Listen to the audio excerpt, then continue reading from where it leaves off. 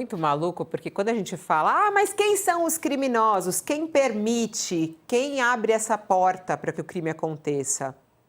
Tem vários, em vários lugares.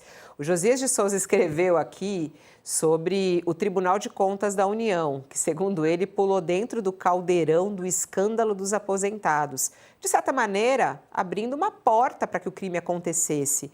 Esse é um assunto extremamente grave, porque é o seguinte: justamente o ministro do Tribunal de Contas da União, o Haroldo Cedras, ele incluiu uma norma que facilitou a revalidação das autorizações para os descontos das aposentadorias, mesmo para entidades investigadas pela Polícia Federal e pela Controladoria Geral da União. Foi lá, mudou uma norma, tá liberado, pode ir lá pegar o dinheiro do aposentado e do pensionista. E aí o Josias escreve: foi lá que ele caiu, pulou dentro do caldeirão. O Tribunal de Contas tem a sua responsabilidade, especialmente esse ministro. Será que vai sobrar alguma coisa para ele, Josias? Olha, o tribunal está habituado, Fabio, o Tribunal de Contas da União está habituado a cobrar explicações. E agora ele se tornou devedor de esclarecimentos. Está descobrindo o tribunal da pior maneira possível que morosidade não rima com moralidade.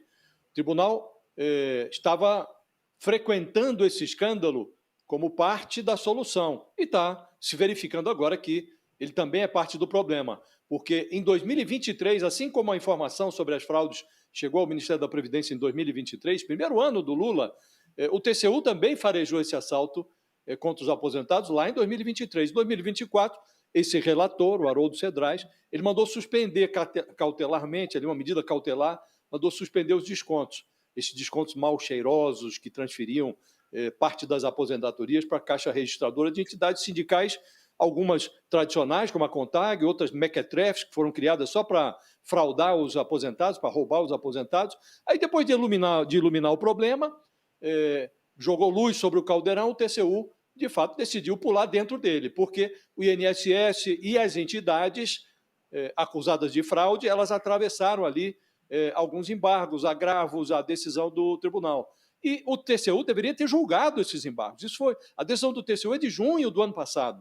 Em vez de julgar, essa encrenca foi entrando e saindo da pauta de julgamentos meia dúzia de vezes. E na última vez que isso voltou ao plenário, o escândalo já estava pendurado nas manchetes, foi na semana passada, quarta-feira da semana passada. Aí a sessão do TCU, Fabíola, virou uma lavanderia de roupa suja. E os ministros passaram a cobrar do relator, do Haroldo Cedras, por que esse negócio entra e sai aqui da sessão e nunca a gente julga? O Alton Alencar, que é o ministro mais antigo do tribunal, ele falou, olha, já não faz nem nexo a gente julgar isso, os aposentados continuaram a ter os seus descontos, a despeito da decisão que o TCU tomou no ano passado. Não era para suspender? Por que continuou ocorrendo descontos? Os descontos continuaram sendo feitos.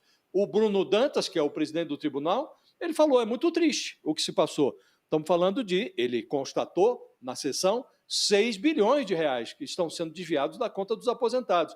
Aí o Haroldo Cedras fez o quê? Retirou o processo da pauta de novo, pela sexta vez.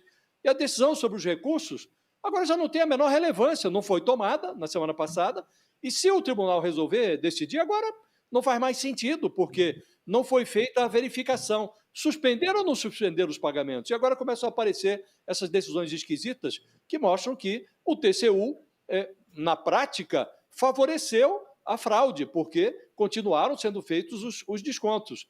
Então, de algoz, o TCU passou se transformou em álibi dos fraudadores. O próprio presidente afastado do TCU, o Alessandro Stefanuto, ele diz, não, mas o TCU permitiu que eu desse autorização de uma vez só para 40 mil descontos, assim, de uma canetada de aposentados que não autorizaram os descontos para a CONTAG. Então, virou álibi, o TCU virou álibi. Então, deve explicações o TCU, Fabíola. E precisa investigar também se houve ali algum motivo além do que está à vista de todos, essa morosidade absurda. Por que é que não julgaram esses embargos, esses recursos que foram impetrados contra a decisão do TCU. Por que é que o TCU não mandou verificar se a sua ordem para suspender os pagamentos estava sendo cumprida ou não? Então tem muita coisa esquisita e, como disse Fabiola, o TCU está dentro do caldeirão, está fervendo junto com os fraudadores.